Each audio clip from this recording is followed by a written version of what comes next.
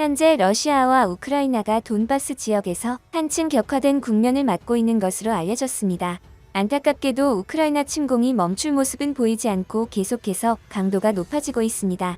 심지어 얼마 전 러시아는 우크라이나 헤르손 지역을 편입함을 알렸죠. 이처럼 상황이 심화되자 미국을 비롯해 캐나다, 영국 등 서방 국가들은 우크라이나에 무기를 적극적으로 지원하고 있습니다. 그런데 우크라이나에 무기를 지원할 일이 없다던 한국이 돌연 생각지 못한 방법으로 무기 지원 계획을 밝혀 놀라움을 주고 있으며, 동시에 현재 서방 국가들의 무기 재고 공백이 우려되며 한국 방산업체들의 수혜가 예상되고 있다고 하는데요. 과연 어떻게 된 일인지 자세히 한번 알아보겠습니다. 구독과 좋아요 한 번씩 부탁드립니다. 앞서 지난 3월 격화하는 러시아군 공격에 맞서 영국과 캐나다가 우크라이나에 추가로 무기를 지원했습니다. 당시 벤 월리스 영국 국방장관은 영국은 이미 나토를 통해 휴대용 대공 미사일 900개를 보냈지만 우크라이나군이 키이우를 방어하기 위해 더 많은 무기를 필요로 해 스타스트리크 대공 미사일 지원을 검토했다고 밝혔습니다. 영국은 지금까지 우크라이나의 대전차 미사일 총 3,615기를 지원한 것으로 알려졌습니다.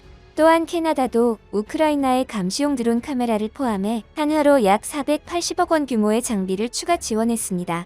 당시 주스탱 트리도 캐나다 총리는 캐나다산 드론 카메라 등 많은 특수 장비들을 조만간 우크라이나로 보낼 예정이라며, 국경을 건너 우크라이나군에 장비를 전달하는 게 어렵지만 동맹국들과 함께 노력하고 있다고 밝혔습니다. 한편 캐나다는 지난 25일 우크라이나에 무기와 장비 등을 추가 지원했다고 애니타 아난드 국방장관이 발표했습니다. 아난드 장관은 나토 표준 155mm 포탄 2만여 발과 거기에 필요한 퓨즈 및 충전장치 등을 우크라이나에 추가로 보내주기로 했다고 캐나다 언론들이 보도했습니다. 이번 포탄은 미국이 기증한 약 8천만 달러어치의 일부이며, 우크라이나군이 현재 절실히 필요한 이 무기를 되도록 신속하게 현지에 전달하기 위해서 캐나다는 지금 빠르게 추진하고 있다고 국방부는 설명했습니다.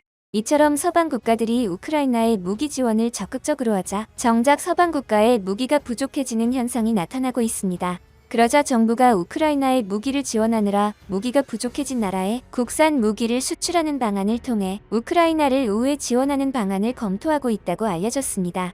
문홍식 국방부 부대변인은 30일 정례 브리핑에서 캐나다 측에서 155mm 탄약 수출이 가능한지 문의해온 바 있고, 이와 관련해서 아직 공식적인 절차가 진행 중인 것은 없다고 말했습니다.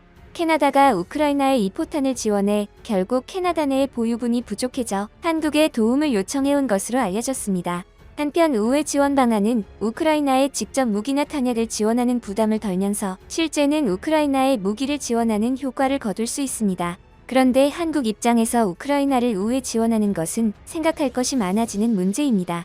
여러 번 말씀드렸다시피 한국의 무기들은 거의 대부분 러시아의 기술이 들어가 있기 때문입니다. 그래서 지난달 볼로디미르 젤렌스키 우크라이나 대통령은 한국 국회를 상대로 한화상 연설에서 무기 지원을 공개적으로 요청한 바 있지만, 지금까지 한국 정부는 무기 지원은 신중한 검토가 필요하다며 사실상 부정적 입장을 전해왔습니다.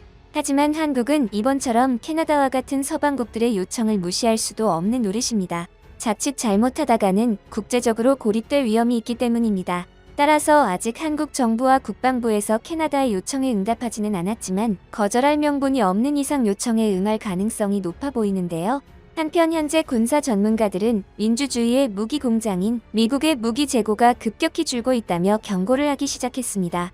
지난 5월 초 미국이 우크라이나에 보낸 무기가 제블린만 7,000기, 스팅어는 1,400기에 달하는 것으로 알려졌습니다. 이는 추가 생산 없이 미군이 현재 보유한 무기 비축분에서 나왔습니다. 그러나 전쟁이 3달을 넘어가고 장기적인 소모전 양상을 띠며 미국의 무기 재고와 양산 능력의 경고가 커지고 있습니다. 실제로 5월 3일 바이든 대통령이 방문한 록히드 마틴사의 제블린 제조 공장에서는 연간 2,100기의 제블린을 제조합니다. 그런데 미국은 지금까지 우크라이나에 5,500기를 보냈습니다. 2018년 트럼프 행정부 때부터 따지면 7,000기에 육박합니다. 결국 록히드 마틴의 트로이 제블린 공장의 생산 능력으로는 우크라이나에 보낸 7,000기를 보충하는 데만 3에서 4년이 걸리는 것입니다. 일각에서는 해당 공장의 이론상 연간 최대 생산 능력은 6,480기라고 하지만, 이 최대 수치는 현재 공급난을 겪는 첨단 반도체 칩과 센서 등을 차질 없이 받고 추가 노동력을 최대로 확보할 수 있다는 전제하에서 가능한 얘기입니다.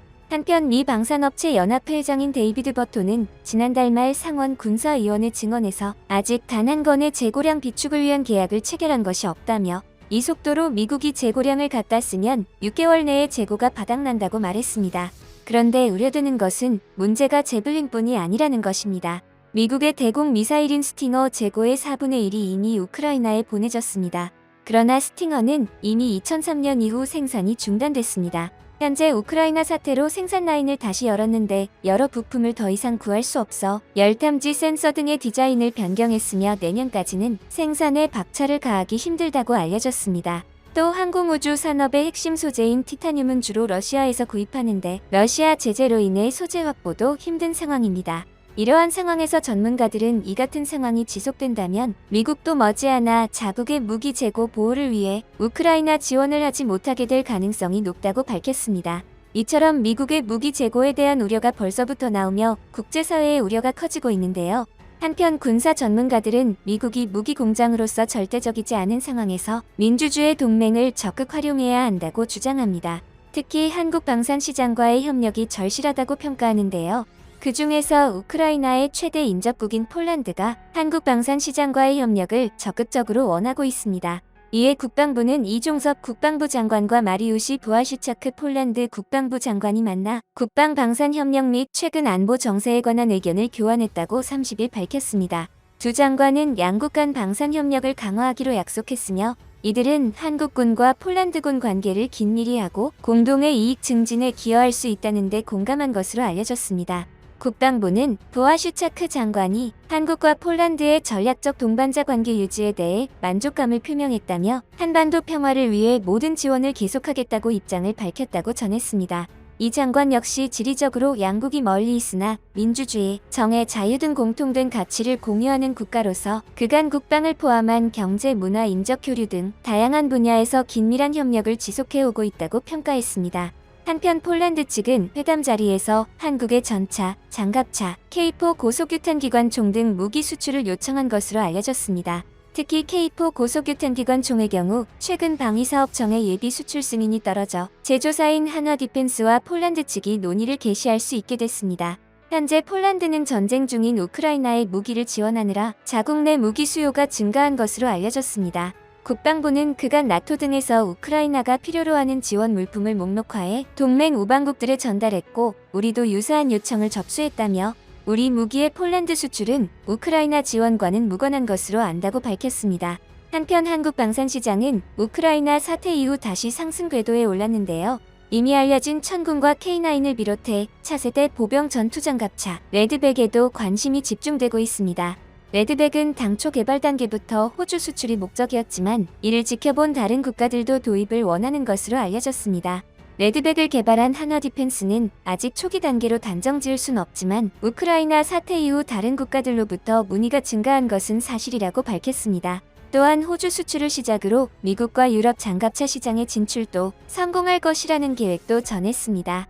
현재 레드백의 호주 수출 결정이 얼마 남지 않은 상황에서 방사청은 한국 호주 간 다양한 방위산업 협력 과정에서 쌓인 상호 신뢰가 레드백 계약 과정에 반영되지 않겠냐는 기대감을 드러냈습니다. 작년 12월 호주가 한국의 K9 자주포를 수입한 만큼 한국의 레드백 계약에 좋은 영향이 미칠 것으로 보는 것입니다. 또한 강은호 방사청장은 그 과정인 레드백 협력과 관련해서도 훨씬 더 신뢰가 깊어지고 호주도 우리 측과 상생하는 게 국익에 맞다고 판단한다면 당연히 레드백으로 선정할 것으로 본다고 강조했습니다. 한편 업계는 레드백 호주 수출 성공은 미국 장갑차 사업 수주 전초전으로 평가하고 있습니다. 만약 레드백이 우선 협상 대상자로 선정되면 50조 원에 달하는 미군 M2 브래들리 장갑차 4,000대 교체 사업의 유력한 우선 협상 대상자가 될 수 있어서입니다. 더불어 호주가 오커스 협력국인 만큼 레드백 수출이 성사된다면 미국과 영국 시장으로의 진출도 수월할 것이라는 게 전문가들의 입장입니다. 한편 한국이 서방 국가들의 요청에 우크라이나 우회 지원이 가시화되자 한국의 고심이 깊어지고 있습니다. 오늘 영상도 시청해주셔서 감사드리며 내일 다시 찾아오겠습니다.